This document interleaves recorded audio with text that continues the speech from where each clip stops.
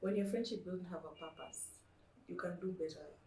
Nothing better than to gossip. Yeah. Most of the time, when somebody is gossiping about the other person, they want to get Your point of view. Your point of Yeah, view. so that we're peleke. Then your point of view is the one that is going to be used as a reference. Yeah. Oh my god.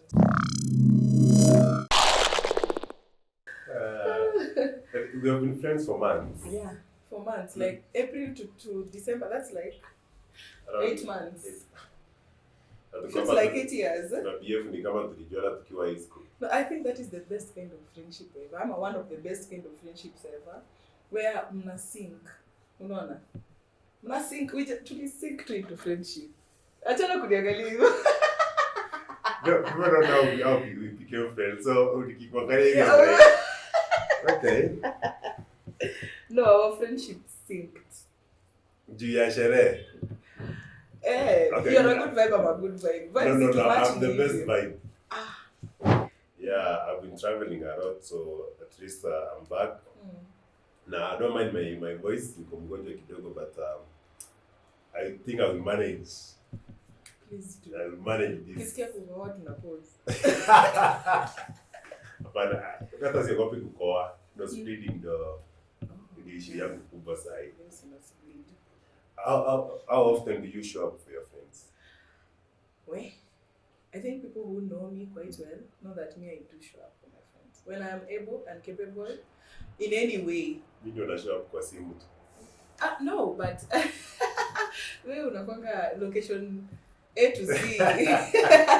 When most of my friends call me, and they're like, uko wapi? Naambia wewe niambie hicho unataka, that determine niko wapi. Because I know. I call utaniambia, nitakwambia niko town. The next minute utanikoa na kwambia niko kwa nyumba. Najishengia kwa nyumba hiyo. I will never get out of my house. But again, I think it's a good thing to show up for your friends anytime they need you. Even hata kama ni usiku. Mimi hata in need. Usually inakwanga like you're happy, let's share that happiness. Yeah. You're sad, let's do it. Something is eating you up, let's brainstorm, come up with a solution. There's a time I had a sherehe hiyo time tukao tumejuana. There was a small party in my home, my rural home. So it happened, me na Bivon na some chile tukaenda. Our friend, our guy, alikuwa job. So the previous night we were out together. Akatamenya stamani. He showed up at 3 jioni. Eti fungua gate. I'm like, okay. Hapo unakuja bro. What happened? I felt like beautiful. Yeah, I felt like okay, we may be undermining friendship, but kuna watu wako ready to show up for anything. Yeah. Because your distance kufuel alafu ile mafuta zaidi expensive. Alikuja tu solo kwa gari. I just felt so happy. I really felt so happy. The other day when we were playing rugby, I'd show up here. And the previous night got to work and I make a job, star manage. Then I kuingia game, naona hapo kwa touch and I'm like, okay. This is that friend who shows up for you. Yeah. Not even when you are in the lowest point of your life, but it's of the happy moment. Yeah, exactly. I know wako what to fight for. Trust me. If anything comes up, hata kama ameiba, wewe na yeye. Wewe na yeye. I know, but sasa maybe I think where I get the hugest challenge is the fact that I have a really large cluster of friends. I have different friend groups. Oh yeah. Very different friend groups. Like the way kwa gang mini beshtenu, there's another gang, and another one somewhere, and another one somewhere. So me showing up for them is easy. For me, it's easy. But for some groups, sorry to say this, but some of them feel like they can't put personal differences aside to show up for me. Unaona? Yeah. So, saa zingine na feel kama yes, that's very funny. Yeah. Unaget. That's very funny. But it's okay. I get to understand people, and I personally get to understand and meet people where they are at. But I also learn to know to show up for people. I'm learning actually to showing up for people at the level with which they're showing up for me. Of So course. because by the end of the day, a friend of mine was telling me yesterday, Zimba, if you pour fully and someone is pouring halfway, they are actually taking away from you. They're draining you. Yes, they're actually taking away from you. Yeah, a good example is like me. I've made some changes in my life whereby I rarely get out of my house. Yeah. I rarely go out to interact with people, but my friends do understand that. Yeah. Now, Nabata, maybe it's on a Friday, to my talk a job, they will just come over to my place, we chill out, then they go. So it's easier for them to come over to where I am than me going to where they are. At least tutakuwa tumebond kidogo, then move, wameenda kufanya vitu zao, which is okay with me. So, ladies and gentlemen, welcome back to Disconnected Bond. Tunajua tumepotea, but here we are with a bang bang, talking about how to become a better friend. Yeah. It all trickles down to healthy friendship and being a healthy person yourself, so that you can give out a healthy personality. Yeah. So, this is your girl Zilma. I'm your boy Zappa. I hope you enjoyed this episode. Sauti. What? Hey. So I hope hata kamera ina capture sauti yangu. Si mimi naongea leo. We do. Yeah. Kichindikana tutaribu. As many times as we can. Yeah, so I think just as you have said, showing up for your friends and your friends showing up for you is a really good way of having a better friendship. Yeah. So that one person doesn't feel like they're depending on you too much, or one person doesn't feel like they're giving you too much. There's this part of friends whereby I'm your friend, but I'm always talking about you and your back. I'm gossiping about you.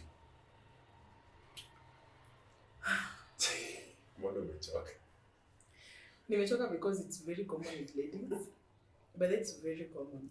But one thing I've come to realize is that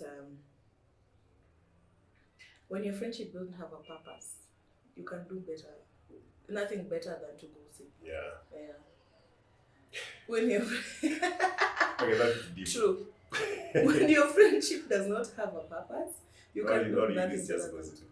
But it makes sense because you really don't have something in common that you're talking about. Yeah. Sharing. It's not about talking about people. Yeah. The people you're talking about are your friends. And people that you mutually know. Of course, you can't talk about someone you don't know. Hey. People that you mutually know. Okay. Content. This they do business. But also share advice. Yeah. But then we've come a long way in very few months. Wow, I love that. Yeah, for me, I actually feel it's very rare for men, whereby for man to talk about another man, and boom. Sasa nimekaa chini hivi naongea hivyo ni vile. Okay, I may be talking about him, but in a positive way. Okay, it can be in a negative way, but consider it is common in everybody. Not coming up with a new thing that they know about him and what wajuangi. I will never do that. Like says I kuwa na issue, then I come out and nikwambia, unajua before sana ana do say no. There's a personal issue yenye haikuangi kila time. It's just a one time thing. Then I come out talking about it. Yeah. It's not a thing. It's not. It's not. I had a friend mwenye whenever we sat down at some point, sisemi I've been there. I've been entertaining gossip. I know that I don't like gossip that much, but kuna time nilikuwa na entertain gossip. Unaona? If someone would just come to me and anambia unajua nani alifanya hivi na hivi, and I'd be listening. Something I didn't realize is as much as it is scratching my relationship with this person, it's also doing a damage the other way. Yeah. Because I kept asking myself, if she can tell me all these things about the other person, then what is she saying when I'm not around? Yeah, exactly. Unaona? And most of the time, when somebody is gossiping about the other person, they want to get your point of view. Your point of view. Yeah, so that waepeleke. Then your point of view is the one that is going to be used as a reference. Yeah. Oh my god. Sasa Zilma confirm. Hati nyinyi hamjui ile story tulikuwa tunasema Zilma alisema hivi na hivi na hivi. not a good thing. I really do say, but that's one thing I know about myself. So nashukuru Mungu. But again, the more we talk about our friends behind their backs, it's a good thing to always check up on them. I disappeared for some time. You as my friends know why. Yeah. I went missing. Okay, Yeah, because you always kept on asking, yo, what's up? Uko wapi? Yeah. When I had to meet up, squeeze kuji sherehe, squeeze had to shoot. But then I had to explain, okay, I need this and this. Let me tell you, Mimi, this year I had to filter friendship. Because personally, this year I've been through some sharp and rough ages. So there's a time where I had, before that phase, I had friends who'd, hey Zil, niko hivi na hivi, so niokole, hey Zil, hivi na hivi, you get. But when I was going through a rough patch, trust me, I needed, there are people who actually did come up for me. There are people who came up for me because they felt like they had no alternative, but that's now on them. Yeah. On my part, I am really appreciative that They did. I was going through shit and I had people who held my hand, whether we are currently on talking terms or not. Yeah. You get. So, but I had also those people who just went mute. Because you are not available. Because I'm not available. I realized I was the one who was constantly checking out for them, calling them, asking them, how are you doing? What are you up to? Blah, blah, blah. Because I was in a place where I could do that. But in a place where I now wouldn't do that, and I was trying to concentrate to get myself out of my damage. Now people were like, gone. Do you know I had over 2,000 contacts and I reduced them to almost 800? Because the people I've kept touch with some people from since childhood. Okay. So most of my friends are acquaintances. I've introduced one to the other in one way or another, maybe through connection. Someone needs something and I've got someone to call, you see. But now the other friend would call them to tell them, Zilma is going through ABCD. Maybe we need to show up for them. And they're like, really? I just get some time and call. So the person who made the call would tell me, I even contacted so and so. They will talk to you. And maybe they just talk to you. Don't feel weird because I'm the one who told them. Yeah. And then they just never do it. And they were told. Yeah, they were informed. And then they just never do it. You get? Wametulia tu wako tu silent. Wanangoja tu post moja kali kapicha kingine ka sexy hivi na wanaanza kwambia, hey beautiful. Been a while. I'm like, okay. Yeah. So that way, I came to learn also, in as much as we need to be checking on our friends, let's also check on people who check on us. Yeah, you have to just be concerned about someone who's concerned about you. Yeah, because recently, a week or 2-3 days to my birthday, I came to realize you can't be friends with someone who's not your friend. You're a friend to yourself. Yes, like ni kama ule status niya unajidate kwa relationship. Friend zone. Yeah, so umejifriend zone kwa friendship. Niwe peke yako ndo kwa hiyo friendship. Because unapatanga if you're not looking for them, they don't care about you. Or they're looking for you when they need you. Yeah. If you're not like up for them, they don't care. They don't care, yeah, exactly. And I find that a challenge quite much, especially when it comes, I have different cluster of friends, and some do better than me, some are well to do, and you'd find if I'm with their friends, and their other friends would ask them, unafanyanga nini na huyu msichana? Hey, that brings me to what? Okay. Yako imagine tunapitiana. I have high profile friends. Yes, yeah, I relate to that. They're highly profile people. They're my friends. We just go out, we chill out. Then people are like, Zapa, I have connection yote. No, but there's a difference between me being your friend and there's a way I gain out of you. Yeah, and me having an opportunity that I can introduce you to. Yeah. So it's not a must, like, not because I hold some chair in in the country, I should automatically make my friends be somewhere. You know, but even I the can, political government in a I can have a friend, but then anaweza kuwa connect to some deals kidogo. Si lazima ikuwe tu ni one time. Nachukianga rafiki mwenyewe akona opportunity fulani ama akona cheo na anakuambia kuja ukae kwa ofisi. Mimi sinikalishe kwa ofisi. Wewe niambia aje kuna deal next week, sikuje tupige. That's enough. Because there will be so many of them in a year than asking me to go to work their bank. Eti kila mwezi umenipatia job na nanipa 20k. Sitapige tu deal ya 50k every 3 months. I would have time to do my own some stuff. Other things. Exactly. Without feeling like you depend on them so much. Then unajua there's that's an eye opener for me. Usiniulize ngoma.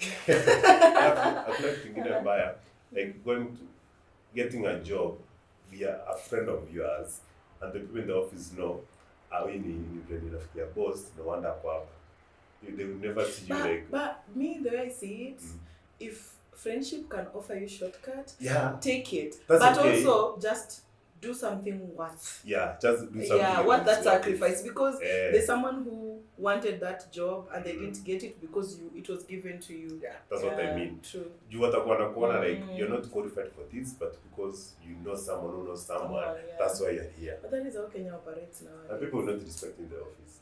Trust me, they will not. Are you going there for the mullah or you're going there for the respect? Come on. I always feel it's good for you to work.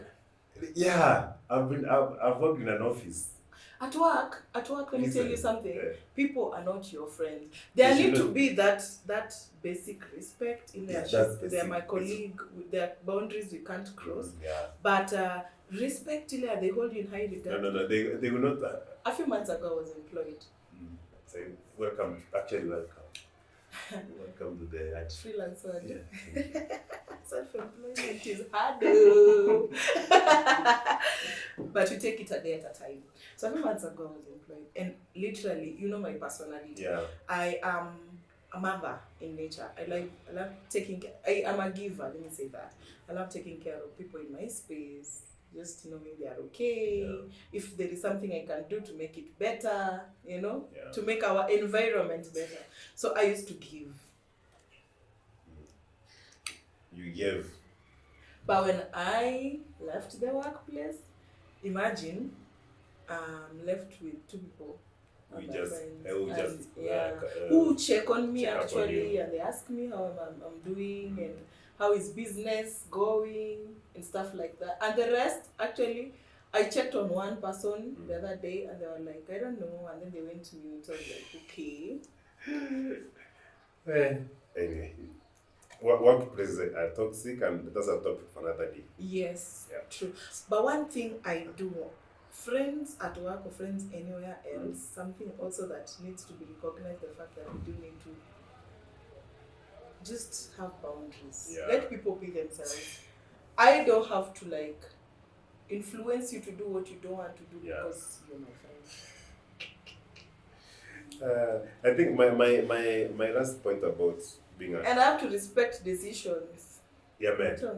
You have to respect that decision by your friend. Don't push your friend to be in the same circle you are because unataka nyinyi wote ni my friends, so you have to do what I want us to do.